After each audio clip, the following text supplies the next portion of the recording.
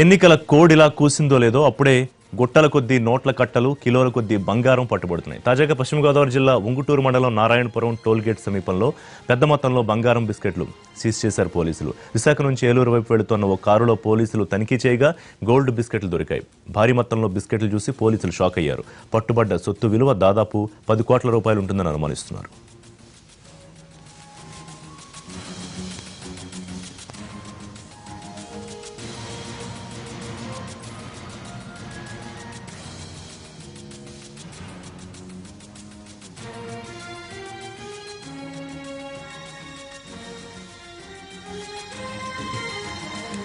ఏలూరు ప్రతినిధి మల్లికార్జున ఉన్నారు పూర్తి డీటెయిల్స్ ఇవ్వడానికి. మల్లికార్జున, ఏం జరిగింది, ఏం చెప్తున్నారు పోలీసులు దొరికిన సొత్తు గురించి?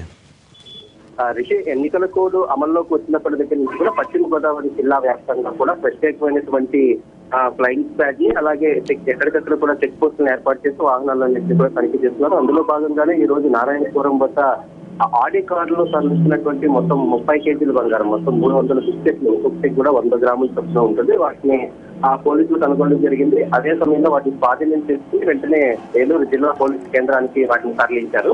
ఈ సమయంలో అది విశాఖపట్నం నుంచి విజయవాడకి తరలిస్తున్నట్టుగా ఆ బంగారాన్ని తరలిస్తున్నటువంటి ఆ వ్యక్తులు తెలియజేశారు. అది ఒక హోల్సేల్ వ్యాపారానికి సంబంధించినటువంటి బంగారాన్ని తరలిస్తున్నారు. దానికి సంబంధించినటువంటి పత్రాలు అంటూ కొన్ని జిరాక్స్ బిల్లులు వాళ్ళు చూపించినప్పటికీ కూడా పోలీసులు ఏమాత్రం కూడా వాటిని అనుమతించలేదు పంపించడానికి. ఎందుకంటే అది నిజంగా అనుమతి ఉన్నటువంటి బంగారం అయినప్పటికీ కూడా ఆ బిల్లుల్ని ఇన్కమ్ ట్యాక్స్ కి పంపించిన తర్వాత వారు పూర్తి క్లియరెన్స్ ఇస్తేనే బంగారాన్ని విడిచిపెడతామని చెప్పి ఒక క్లారిటీ అయితే ఇచ్చారు.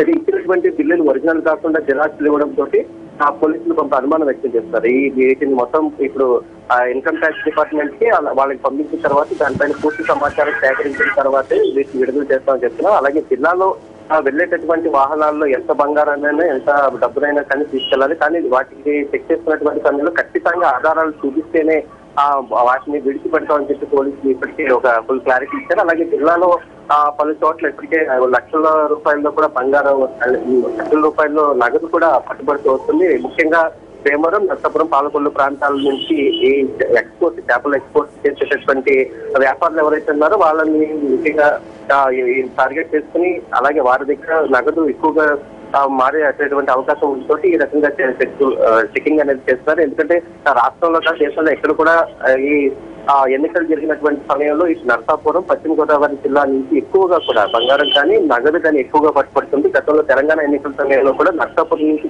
తరలిస్తున్నటువంటి కోట్లాది రూపాయలు అక్కడ తెలంగాణ చెక్ పోస్ట్ లో పట్టుబడినాయి. ప్రస్తుతం ఈ బంగారాన్ని కూడా ఇప్పుడు ఉంగుటూరు చెక్ పోస్ట్ పట్టుబడిన బంగారాన్నంతా కూడా పోలీసులు సీజ్ చేసి తమ ఆధీనంలో ఉంచుతున్నారు. దాని తర్వాత పై అధికారులకు అందించి ఈ ఇన్కమ్ ట్యాక్స్ డిపార్ట్మెంట్ కి అలాగే మిగిలిన డిపార్ట్మెంట్లకి అందించి పూర్తి వివరాలు తీసుకున్న తర్వాత వాటిని అసలైన వారికి అప్పగిస్తామని చెప్పి పోలీసులు చెప్తున్నారు. రైట్ మల్లికార్జున్.